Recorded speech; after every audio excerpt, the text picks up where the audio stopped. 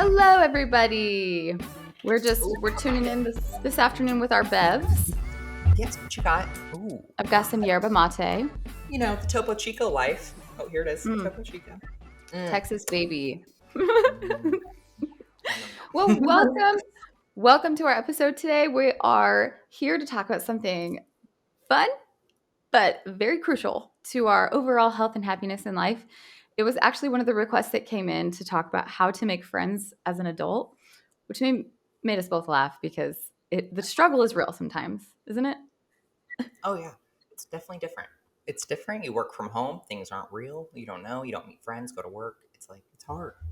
Yeah, that's true. There's a lot of people working from home these days. But my cousin, Mhm. we were talking about this when I was with my cousins in Mexico recently, and he was like laughing about how making friends, especially as like a couple, is a lot like dating all over again. Like you like as a couple date other couples. Like, did you like them? Should we call them? Have we waited long enough? Does it seem too needy?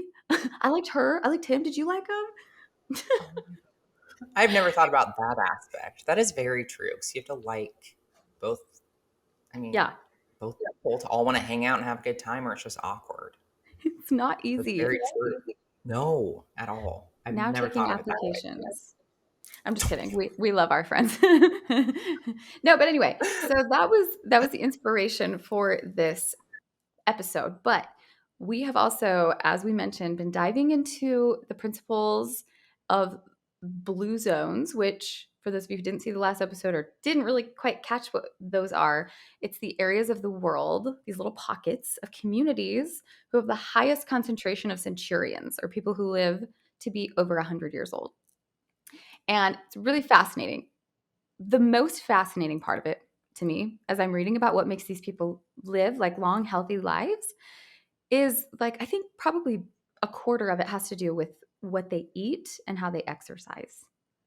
And the rest of it has to do with personal relationships and purpose and their mindset and their overall level of happiness. And one of the things that contributes the most significantly to our happiness in life and subsequently our health is the connection that we feel with other human beings. So, we actually have a list that we've compiled straight from the CDC, okay? Straight from the CDC, like science backed research that shows the effects of lack of socialization. Lauren's going to read some of those statistics. Honestly, these are pretty shocking because I don't think any of us would ever think that this could be that serious of a thing to be like, I'm just like to stay at home alone. I feel very isolated, but really it's like it can have a lot more effect on our health and our overall mental health and being more than we're all aware of. So, a few for you. Let's start so social isolation significantly increases a person's risk of premature death from all causes. Um, those All risks, yeah, causes. all Okay. causes. So here we go. It's associated with about 50% increased risk of dementia. Poor social relationships characterized by isolation or loneliness was associated with 29% increased risk of heart disease and 32% increased risk of a stroke. Loneliness, loneliness was associated with higher rates of depression, anxiety, and suicide. And then one more for y'all. Loneliness among heart failure patients was associated with nearly 4 times increased risk of death. So y'all Unreal. can tell a lot of it's mental, your heart, how you feel, because it's like your body, your mind, it needs love, it needs happiness, it needs joy, it needs other people, it needs that interaction to just be, as crazy as that sounds. You can't get a lot by yourself. You can't feel, you can't show feelings. So it's like you need that relationship. You need to be around people to live a healthy life. And that's what we're going to talk about. Yes. And if those statistics didn't sink in enough, let me just give it to you this way. This research has shown that loneliness and social isolation can be as damaging to our health and detrimental to our health as smoking 15 cigarettes a day. Like, we're all very comfortable and familiar with the fact that cigarettes are really bad. They're just these like death sticks. But then we're like, I got to bite it out tonight and I'm really lonely, but I also just don't feel like socializing. I'm just going to stay home. And you guys, that is just as damaging to your health as smoking all the time.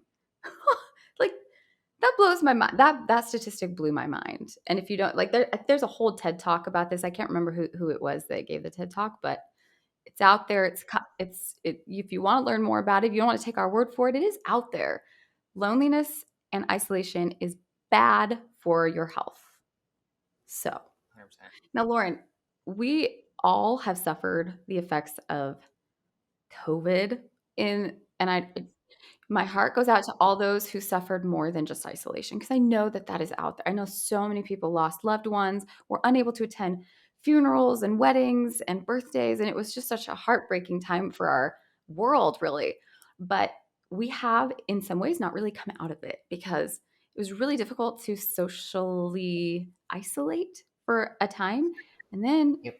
some people got really used to it and now we're kind of like, oh, it's just fine. Like it's almost funny. We talk about antisocial behaviors being like, oh, that's so funny.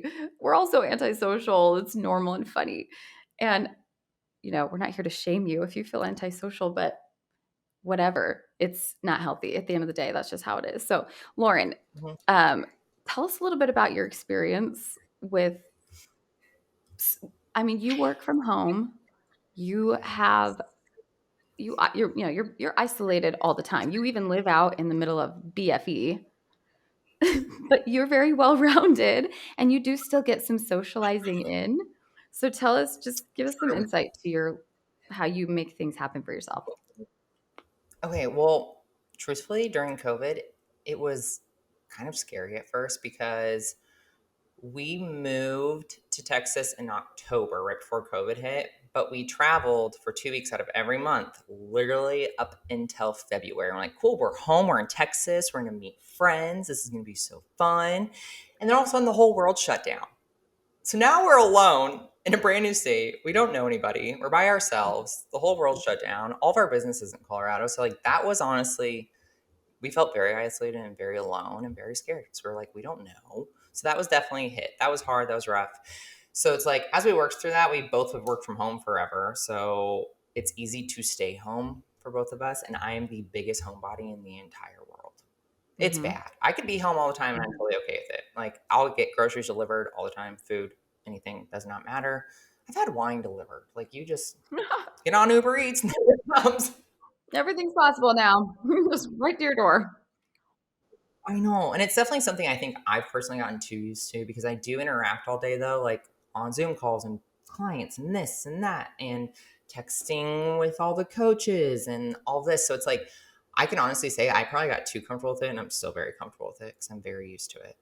And it does not bother me, which But is what's interesting is that while you still are home all the time, you interact and socialize all the time, which I think is such an important thing to know. It's not you can be a homebody for sure. And I think a lot of us have gotten really more comfortable at home, which is a gift. But how do you like talk about the ways that you do socialize as a homebody? I think biggest ways, like I said, work is very social for me because we have so many coaches, so many team members, everything like that. So that's probably a big one. But I go on walks, talk to my neighbors as we go on walks. Like there's people we see on our walks that are very routine, which is nice. We do.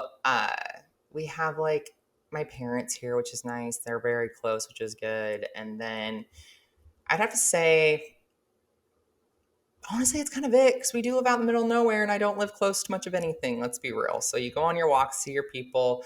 But I would have to say work is my biggest outlet. But also, I get to work with all my friends. So I'm okay with it. And I talk to everybody and I see everybody.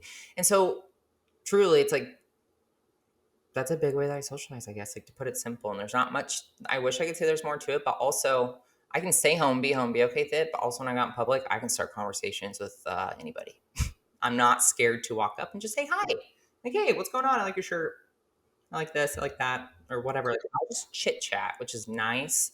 So, I will say though, like, it was really weird after COVID. I was like, I'm nervous. Who are all these people? What's going on? And now it's normal again, which is good because there was a weird. Everyone was so weird around each other, so it made me feel like I had to be weird. And I was like, why am I being weird when I can just socialize and be nice? You know what I mean? I think, why Yeah. am I being weird? I can Yeah. socialize. But it's true.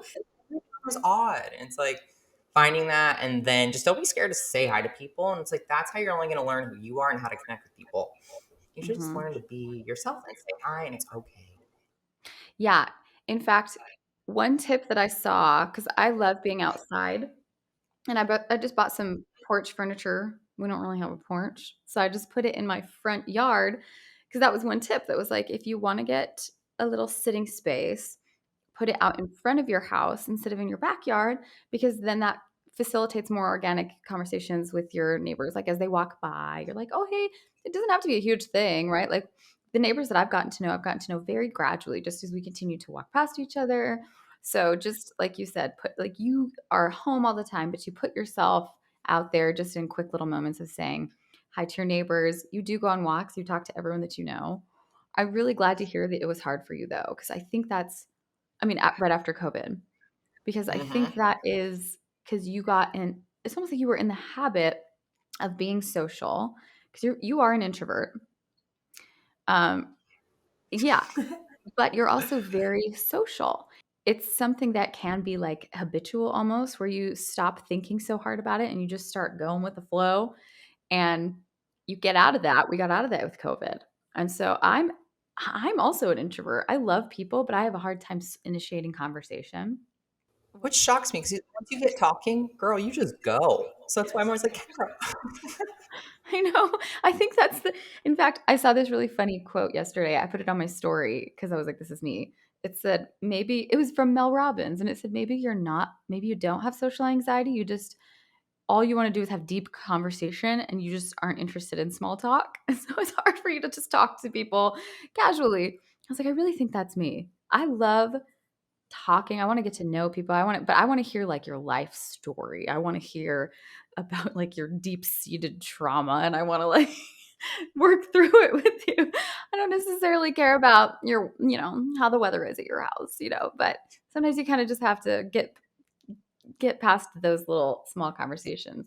So, if you're a homebody having the outdoor seating, when you go to the grocery store, when you do go out, just one big thing that I think we tend to do is just we're sucked into our Yeah. phones. These phones are such tricksters because they make it feel like you're connecting with people, but you're not. I mean, you are a little bit and you're staying in touch a little bit, but you're not experiencing that connection that goes deep into your soul and helps you to feel more alive and more healthy and more a part of something bigger than yourself, right? So, walking down the street or at the store, just put your phone down and look at people. Simple as that. That could change the game for you right there. Or if you were out to dinner with your family, or if you're sitting at home and eating dinner, put your phone away for 2 seconds. That's like the easiest time to connect with somebody. And if you're staring at your phone or if you're in the car driving, like you don't need to be on your phone if they're driving, like chit chat, listen to some music, talk about something, do something together. It's like there's so many opportunities we all have to connect, but honestly, our phones do get in the way. So it's like you've got to learn to just put it down. I found this there was this like I'm gonna call it a meme. I don't know if it's a meme, whatever. This Instagram post, and it was like, learn how to be bored. Like put your phone away. Like when you go to the bathroom, don't take your phone. When you go to sit on the couch, don't take your phone. Like when you do this, don't take your phone. It's like learning how to disconnect from that and actually connect with life. Because it's okay for a moment to feel bored. So your mind's gonna get stimulated to try other things or talk to this person or ask a question and get curious. So it's like you have to be you have to learn like there's a difference between like being bored and there's a difference between being isolated too. And it's knowing how to handle the situations and knowing if you're also blind to both and noticing maybe you're not because you are isolated, you're not even realizing it because you're so into your phone or so into this or that. It's like there's things you're probably doing that you're not noticing that you could change and feel more connected. That's so interesting that you bring that up, like when you're with other people, learn how to be Hmm. bored. But I also have this, I love to say this to my children because it's one of the most annoying things to me when people say I'm bored, especially when my kids hit. I'm bored. Because I'm like, what the? There is so freaking much life to live. I'm right here. We barely have the time to experience like a minuscule, tiny little amount of it. And so this quote that I say to my kids all the time that I found it when they say, I'm bored, I go, only boring people get bored. And that's really the truth. And I think that you'd be surprised. I think we're constantly trying to prevent boredom and we're constantly seeking for that next dopamine rush. And if you just settle for 5 minutes, interesting. I'm going to caveat. I'm going to go off this for a second. For any of you who have ever done cardio after a workout, you have to essentially shift gears. But really, like your energy production system in your body has to go through an actual shift from the type of output that it gives you when you're lifting heavy weights to the type of output that it gives you when you're doing cardio. So the first 3 to 5 minutes can be uncomfortable, and you can be like, how the hell am I going to do 30 minutes of this? Like, I want to die. But then after the first 3 to 5 minutes, you're like, oh, and that's when you hit that next, the energy production has shifted into what it needs to output for that specific type of exercise.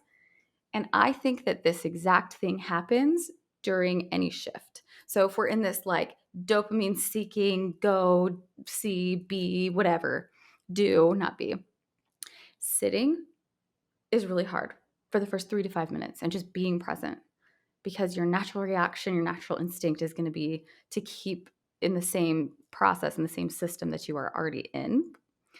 But if you just get through that little uncomfortable, very, very short, uncomfortable period of time, you'll switch over and you'll start to just feel that breath of fresh air of like presence and being with people actually, not virtually. So, what would you say to someone if they came to you and they were like, give me advice on how to make friends as an adult who doesn't go to school, who doesn't go to an office?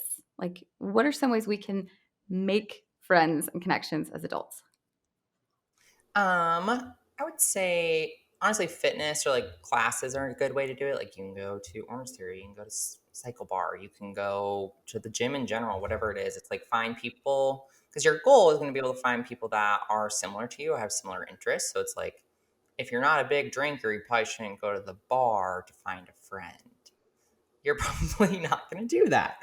So it's keeping that in mind or like make it, yeah, keeping those. So, um, going to places that you like and you enjoy. So, like if you're going to go to the coffee shop, maybe go a few days consecutively and see who hangs out there. So you can start conversations there and just be seen because you have to be seen in a new area. And yeah, no headphones. Don't have headphones in because that just is like a big, like, hey, don't talk to me. I know that it's not ideal and it's, it doesn't have to be the way you live forever, but if you truly want to make more connections and meet more people, that is a huge one. And especially at the gym. I've made the most friends at the gym when I don't wear headphones Oh, yeah. because, and People are more willing to talk to you. yeah. And you might be like, well, I go to the gym to like me time. I don't want to talk to other people. But it's like, if you're going to be there every day, you're going to be around like minded people who have health goals, who are there, the same time as you. They might have similar schedules. Just try it for a couple weeks, not forever. And like, smile, make eye contact so that you don't look like, don't talk to me or you're going to die. That's my face. What is this resting bitch Um, face? Like, I've got it. I am working Oh, on I do it. too. It's fine. People are always like, I think she hates me. No, I don't. I swear. I really don't. I'm just staring. It's fine. Let's do our best What? resting. Let's do our best resting bitch face right now. For those who are I watching, don't know. this is how we look just sitting here. Yeah, you do look pretty pissed. So do I. We're not, and Mm, probably other people aren't no, either. So don't assume that just because they look pissed that they're mean. They probably just have RBF. it's fine. Um, Also, go to local events because people who go to local events, like they're going to be obviously right there, or they may have traveled, but like you're going to meet some really cool people there. If you have your church you go to, it's like just be willing to go outside your comfort zone. 'Cause it'll feel weird. I get nervous. It's okay. Like I get nervous going to things sometimes, but I'm like, okay, hold on. I can do this. I can say hi to people, whatever I need to do. So it's okay to be nervous, but don't let that hold you back from meeting new people, making those new connections. What about you, Kendra? What would be your advice? Well, I think it's funny that you say that it makes you nervous because we're really cool with getting out of our comfort zone when it comes to like goal setting and goal setting, the typical things we talk about getting out of your comfort zone. Like uh, if you don't challenge yourself, you'll never change. But that really does apply across the board, even here, even something cute like this, like making friends. Like challenge yourself to start a conversation. In fact, I had one of my clients, my personal development clients, this was one of her assignments one week, was to have as many conversations as she could. Because not only will putting yourself out there to meet more people give you more opportunities to make friends, but also it is all about who you know when it comes to success. I don't care what you say. Ah, okay, we won't give this an all or nothing tone, but in my experience, a lot of my success has come from who I know and the connections that I've made. Oh yeah. And I Yes. think college, actually, that's a huge part of college. It's not about what you learn, even quite as much as it is about the connections that you make as far as your success goes. Obviously, your education does play a role in that, but I think maybe just as big of a role is the connections that you make. You just kind of have to put yourself out there, and it's not comfortable. Like I think it starts to get more and more comfortable just like anything else. The more you do it, courage is a muscle, right? So the more you practice being courageous, the stronger you get in that arena. So my advice would be to just practice. Just go for it. Wow. That's all you can do. It's like you might feel really awkward, especially if you're like, hey, I like your shirt. And that person's like, they don't do anything. You're like, well, that was rude. Like, I get that a lot. I won't lie. I'll compliment somebody or say hi to them. And they're just like, they just like look at me and then they just walk away. I'm like, see you later. And I do that. I'm that person. I'm like, well, bye. Later. I'm like, it's fine. It's like, don't be scared to get rejected. Like, you might and you will. And some people will appreciate it and some won't. But you did the right thing. You said hi to somebody and you were trying. So it's like, it's okay. One piece of advice that I've taken into my every arena of my life that has been a huge help is to remember that it's never about you and it's always about you. And what I mean by that is this: when somebody rejects you, it's never about you. But when you feel rejected, it's only about you. You choose to feel the rejection. And they're like, if they're rejecting you, it's because of something else going on in their life. It has nothing to do with you. Even if they say it is, that's them not taking personal responsibility for their reaction to life. And that's all anyone ever has. It's never anyone else's fault that you behave a certain way. And it's never your fault when someone else behaves a certain way. So you put yourself out there and I think sometimes we hold back from putting ourselves out there because we're afraid that we are the problem. Like we're afraid that we're not likable. It's like, and then if I get rejected, it's just going to prove me right. So if I just don't give myself that opportunity to be rejected, then I can just wonder. And there's that hope that I'm not the problem. But it's never about you and it's always about you. If you feel like you're the problem, that's what's getting in your way. That's the problem. And if someone else rejects you, it's because of something else going on with them, not not because of you. I like that. I've never heard that. And I really like that. Let's chat though, really quick on everyone uses dating apps. And how much connection are you really getting through an app? Do you know what I mean? Like, I understand people are busy. I understand things are going on, but it's like, let's be real. You're going to have a real connection with somebody when you actually have to face them face to face and say hi to them versus swiping right and getting a heart or a message or whatever it is. So it's like, if you're looking to date, it's like, don't do it the way everyone's doing it now. Don't follow the crowd. It's like, how are you really going to meet somebody you want to meet? Where are you going to meet that person? How are you going to do it? It's like, step outside the zone of what everyone's doing, please. Just a little bit. Challenge yourself. It's okay to I love do. that. Don't follow the crowd. That is such beautiful advice. That actually makes me think of something else that we wrote down to maybe discuss, and that's this article written by the author Mark Manson, who wrote the book The Subtle Art of Not Giving a Fuck. And he has a really fun, like really down to earth, no, obviously a no BS way of like communicating how to get out of your own way. And oh, and this article is called The No BS Way to Find the One. And we can apply this across the board to finding friends as well.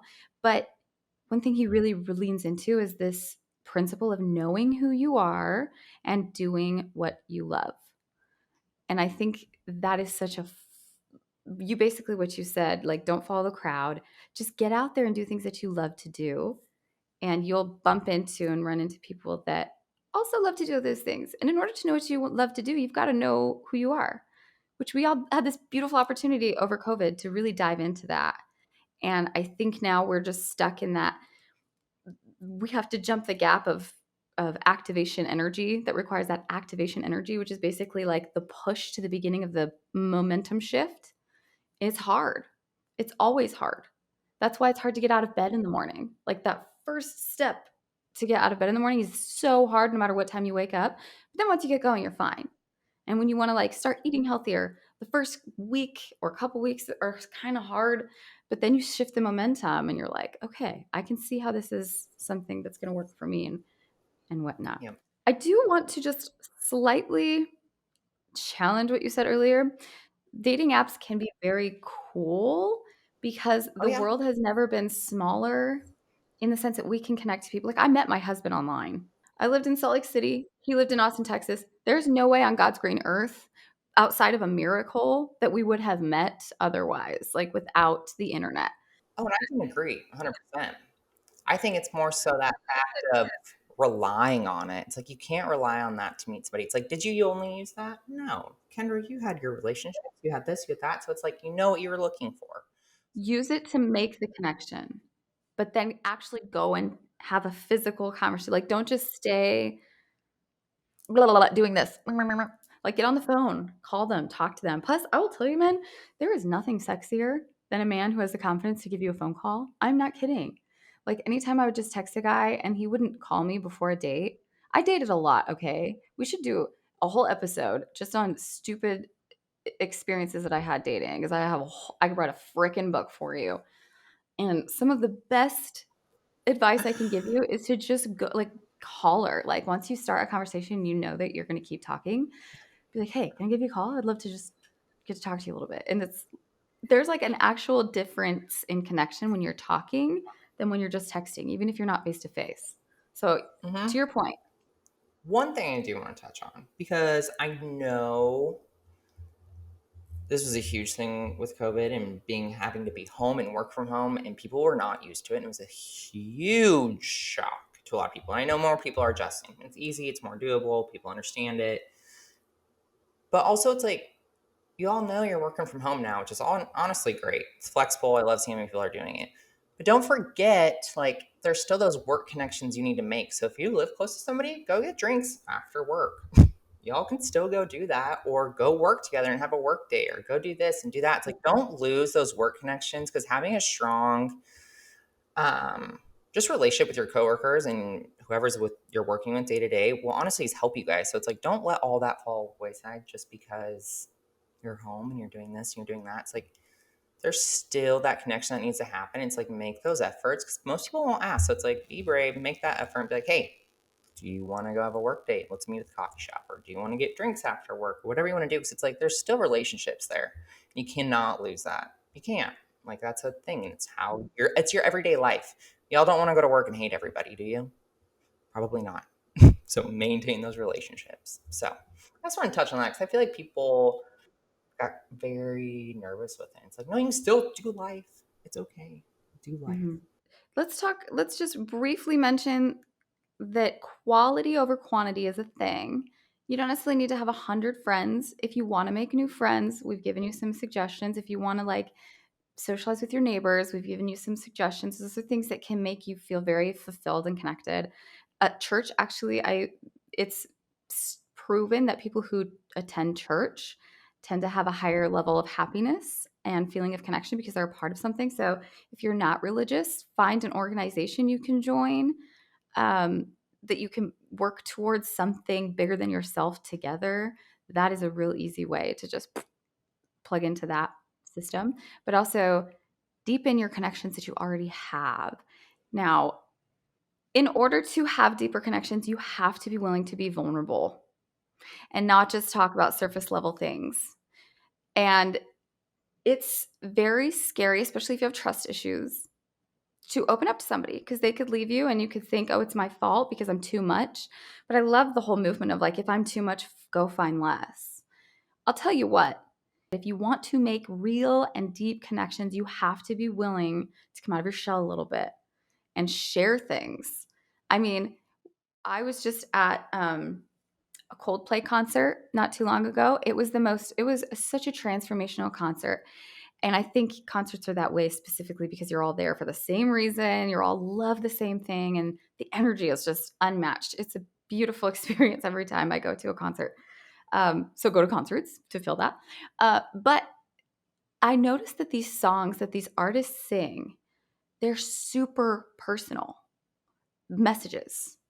And I used to be, I won't say used to be, I still somewhere sometimes am a singer songwriter.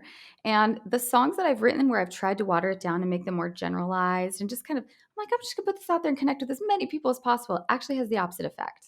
When I write songs that I think are just for myself, that are really vulnerable, really exposing, those are the songs that people are drawn to. And I think it's because we see ourselves in each other, but you can't see yourself in someone else. You can't see that you're the same. You can't feel that unity, that sameness, that connection if you're not really showing yourself. And sometimes you got to take that first step because the more vulnerable you're willing to be, the more vulnerable the other person is going to naturally, typically, be willing to be. But you have to just be real. Be yourself. Don't try to be some watered down version of the people that you're around. The more you are, the more attractive you're going to be. And on top of that, the more you're going to attract the people who are like you right now. I would agree. You make a good point, and there you don't have to go out and be vulnerable with everybody you see, but it's like pick those people that you're vulnerable with. Who are they? Who do you trust? Who's in your circle? What are you doing with them? And then also pick that other level of vulnerability in the sense of like this is what I'm going to show on social media, and this is what I'm going to show the people that are right here. It's like that's okay to have, especially the way social media is anymore. It's like you can share everything, share nothing, and it's finding that balance that makes you feel good of what you're trying to do on social media. If you're an influencer, you're probably showing your entire life. Just saying, like, it's very true. If you're just somebody that posts on Facebook, it's just maybe one picture here or there. So don't feel as if you have to output everything, but definitely if you want to make those connections and people want to be like, oh my God, Kendra, I didn't know you garden. I garden. This is so cool. Nobody would know if she didn't post about it on social media. You know what I mean? Like that right there is the easiest one to see and be like, oh wow, yeah, I could connect with a bunch of people. What if she's in a gardening group now in Austin? Are you? Are you in a gardening group, Kendra? Well, not Just kidding. officially, but unofficially, I've Oh had a my lot of God. neighbors. Don't forget, like, take your vulnerability as far as you want, but just know, like, you could be shutting somebody off that maybe wants to enter your life. So just keep that in mind. Exactly. Okay. Well, that's all for our episode today. I think that we're going to wrap this one up and just thank you guys for tuning in. Thank you for real for the support. This is our way of trying to connect with more people, truly. I mean, we love people and we believe in people universally.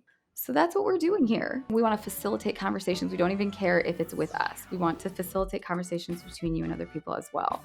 Just help make your life a little bit lighter and brighter and healthy and well. So that's all for today. We'll see you guys next time.